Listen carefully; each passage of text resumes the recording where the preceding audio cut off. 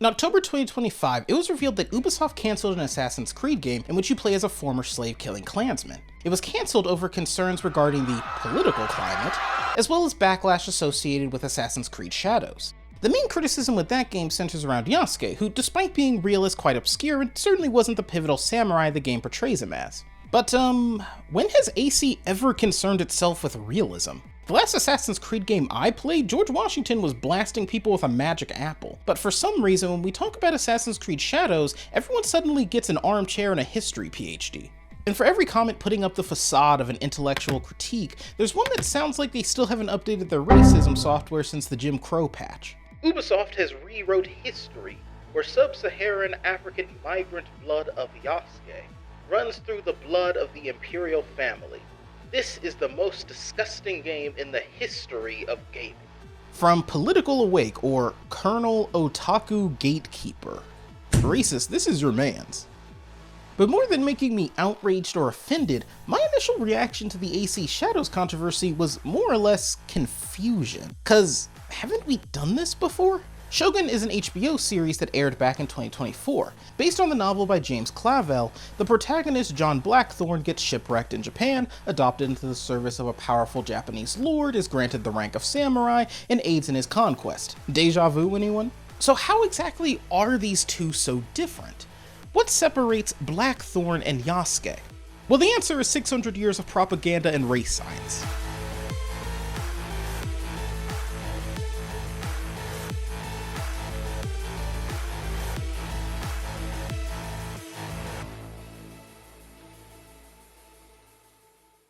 In the aftermath of World War I, Italy got very little. The economy was wrecked, its government was weak, and there was a steep political divide that exacerbated every issue. And so strolled in the father of fascism, Benito Mussolini. His idea went something like this. What if I was able to somehow unite everyone under a single common cause, to forgo individuality and instead place their trust and belief in nationality and culture itself? It would require a singular strongman, a charismatic pinnacle of the culture, and of course, an emphasis on militarism, so that no one steps out of line. But see, the two most important elements to make fascism work are an enemy to fight and a history to mythologize. See, a lot of people look at a term like white nationalism and just kind of file it under that folder in their head labeled racist stuff. But let's actually break it down. White nationalists believe that all white people are part of a collective, and that collective is both under attack, yet inherently superior. Superior to what exactly? Well, we'll come back to that in a second, but first we gotta tackle the most fundamental flaw in this line of thinking, that being whitehood isn't a real thing. Race isn't genealogy, nor is it ethnicity. Again, the first rule of fascism is to mythologize history.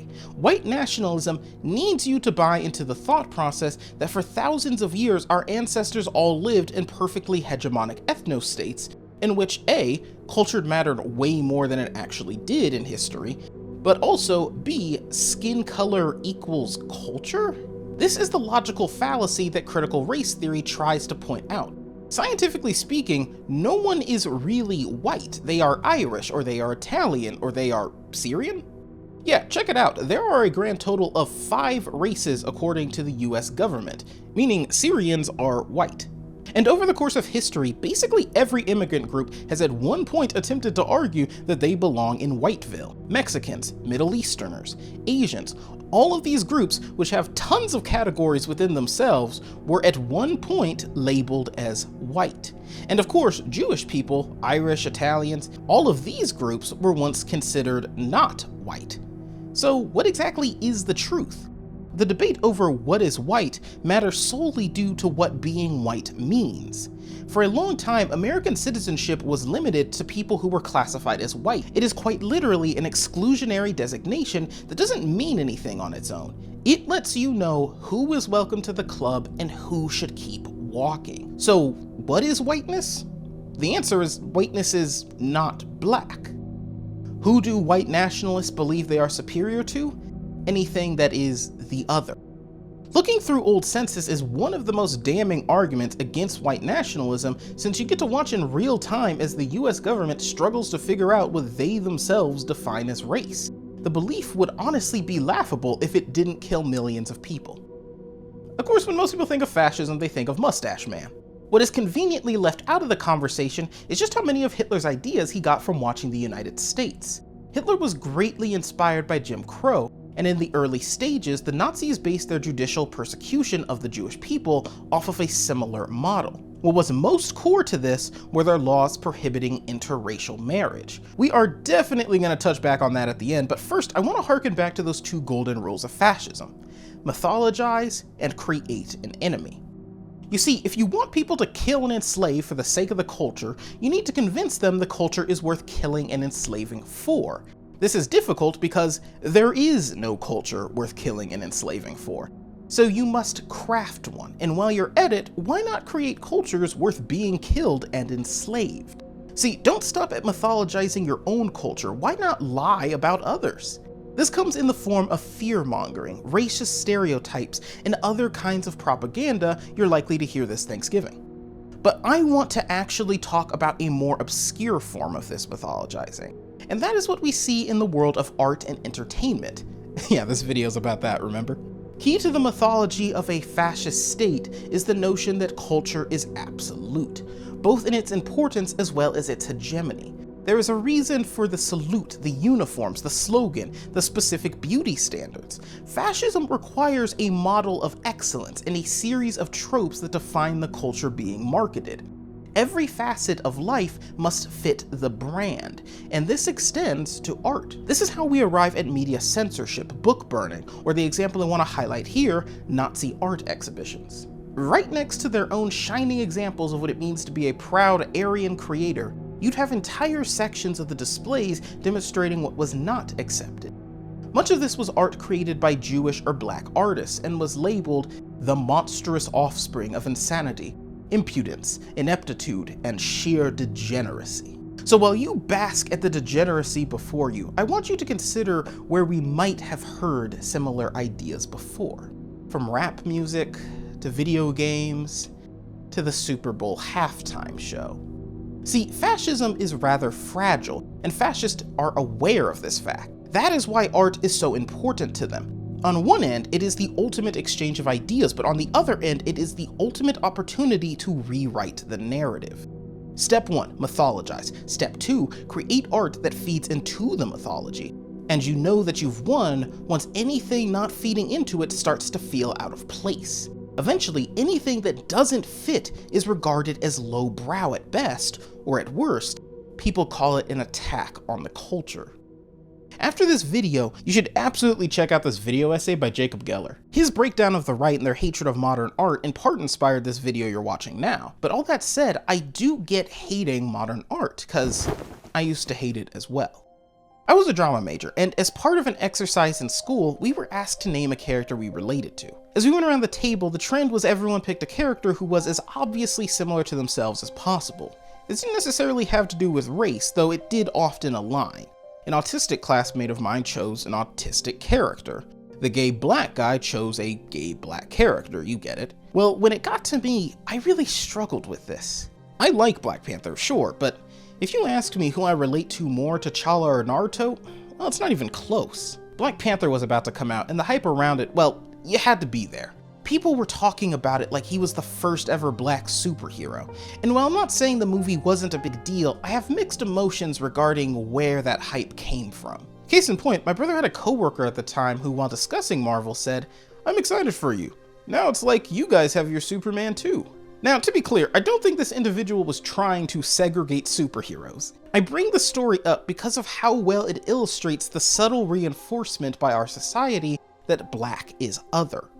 It is a quiet yet pervasive voice constantly telling us that white and black don't mix. Of course a black man could never relate to Superman, but we got this other fictional guy for you. Don't worry, he fails the brown paper bag test just fine. But really, you look hard enough and you can find this social exclusion everywhere. This is what someone who lives in a suburb should look like, not this. This is what someone who listens to country should look like, not this.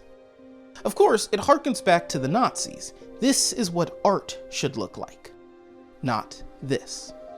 But I did more than just question my blackness at school. As part of my writing program, I had the pleasure of seeing a friend of mine have his work performed on stage. Art school can get pretty weird. Theater kid stereotypes are accurate, and yes, it did feel like an episode of Victorious at times.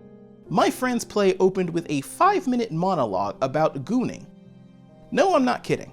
And every time you thought it was over, oh, it got so much worse. It was the exact kind of material that would have been labeled degenerate barbarism by the Nazis or modern art by the far right today. And I'll admit, even trying to keep an open mind, I didn't exactly get it.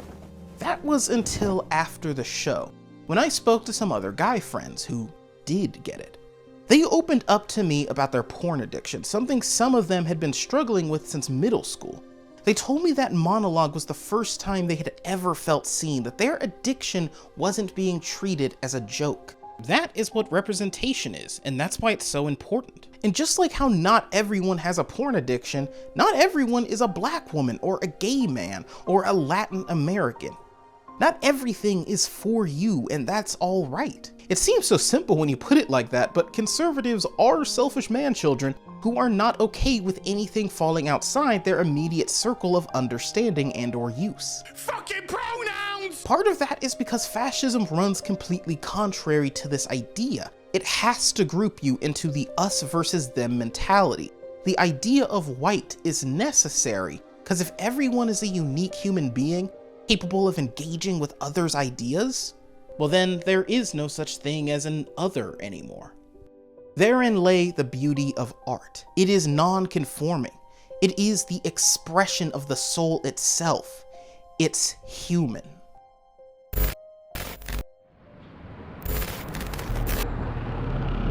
AI is the worst thing ever created.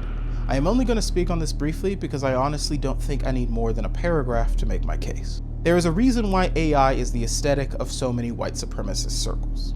There is a reason AI whitewashes everything by default. There is a reason why AI bots are frequently manipulated by their handlers to promote racist, authoritarian propaganda. There is a reason AI is completely unchecked, allowing programs like Grok to produce obscene child material. AI is an attempt by the incomprehensibly wealthy to bankrupt and brainwash you. Now, the mythology can be edited in real time. It's two birds with one stone. They can censor the artist while painting over history. Don't fall for the scam. Fuck AI. So, we are finally here. Let's take everything we went over and see if we can at last answer why black cosplayers get bullied out of the hobby, why black VTubers get called monkey so often you'd think they're beefing with Frieza, and why Yasuke caused the Twitter weebs to have a full-on meltdown. Not only are fascist and nationalist ideas still around, but we have them baked into the fabric of our society. They have reached the point where anything not fitting into their rigid structure is labeled by gatekeeping purists as, well, impure. Nerd culture fears black people for the same reason mixed-race couples are such a huge deal, or for the same reason a black woman making a country album turns so many heads. Black people in nerd culture does not promote hegemony. It doesn't play by the binary. Cultural fusion is the ultimate destruction of the fascist worldview. Progress has been made, but our society still has not defeated the hegemonic belief that one type of person belongs over here and the other belongs over there. You have perhaps heard that as a black person, your existence is political. Well, as a black nerd, your inclusion is controversial. It is punk rock. It is anti-conservative. And you know what? That's kind of awesome. Thanks for making it to the end of the video. This one took a long time to make. I was really debating whether or not I wanted to make a video specifically for Black History Month, just because Black History Month has always felt more like a consolation prize. It's honestly so small, but despite that, it does drive conservatives up a wall, so I figured it was important enough. If you did enjoy, please consider subscribing or drop the video a like. I also do love to read through comments. I see all of them, though I am slightly concerned about the comments on this video. We'll see. If you feel so inclined, share the video with anyone you think it might interest. That said, thank you so much for watching, God bless, and have a wonderful night.